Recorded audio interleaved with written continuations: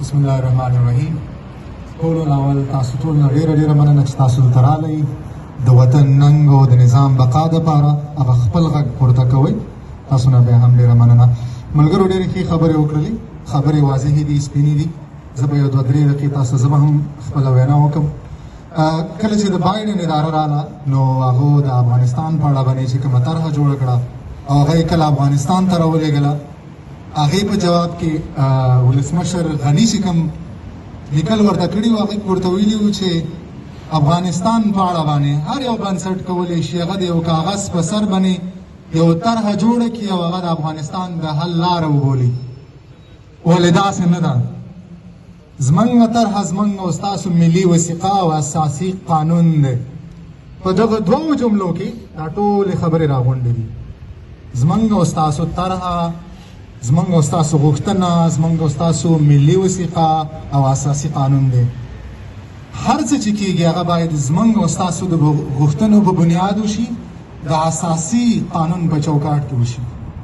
بله دلته خبره نه د غني ده نه د حکومت ده، دلته خبره د کمال خان د بند ده، دلته خبره د سلما د بند ده، دلته خبره د اوبو د مدیریت ده، دلته خبره زمونږ او ستاسو په نړیوال سټیج باندې ودرېدل دي، دلته خبره زمونږ او ستاسو د بېساري نجونو د تعلیم ده، دلته خبره زمونږ او ستاسو د ځوانانو د احتیا ده، دلته خبره زمونږ او ستاسو د ډیپلوماتیکو اړیکو ده.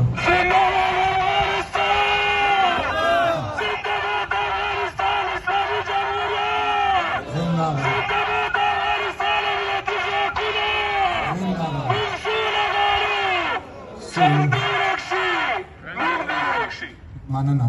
دلته خبره زمونږ او ستاسو د 3 لکه مجهزو عسکرو ده، دلته د آبادۍ ده، دلته خبره د یو مترقي افغانستان ده، دلته خبره زمونږ او ستاسو د رپان د بیرغ ده، دلته خبره زمونږ او ستاسو د ملي هویت ده، دلته خبره د افغانستان د ودرېدلو ده.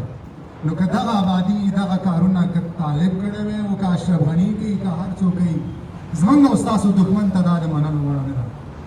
بل دا کارونه بغیر د مدیریت نه کېږي، بغیر د یو صحیح منیجمنټ نه کېږي، بغیر د تدبیر نه کېږي، بغیر د یو لارښود نه کېږي.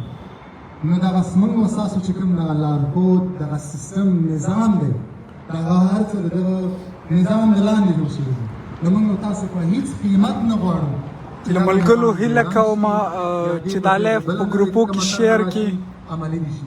دغه د موقت د حکومت کومې غوښتنې چې کېږي یا څه روان دي خبرې، دغه ټول هغه خلک دي چې د افغانستان دښمنانو راجع کړي دي، دا خاینین دي، دا جاسوسان دي، دا که داخل کې دي که خارج کې دي، دا نه افغانستان کې ځای لري نه موږ هېڅ دغه اوس دغه هېڅ ځوانان دلته ولاړ دي. دا موږ تاسو دپاره د بالکل د منلو وړ نه دي.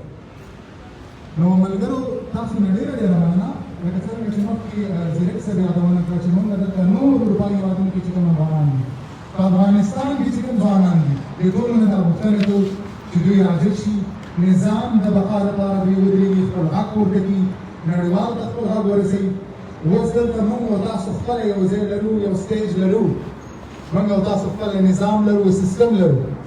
خپله موږ او تاسو راجع شو، باید خپله غږ خپله پورته کړو. نو دغه د 100 کالو چې کوم دلته لاسته راوړنې دي، دا باید په یو د بل چا د وطن د افغانستان د دښمنانو د یو داسې طرحه چې هغه نامعلومه ده، هغې کې زموږ ستاسو راتلونکی نامعلوم دی، د هغې کار نه شي. نو مننه ملګرو، زه ستاسو ډېر وخت نه اخلم. ستاسو نه بیا هم ډېره مننه. آباد اوسئ، چې راغلئ.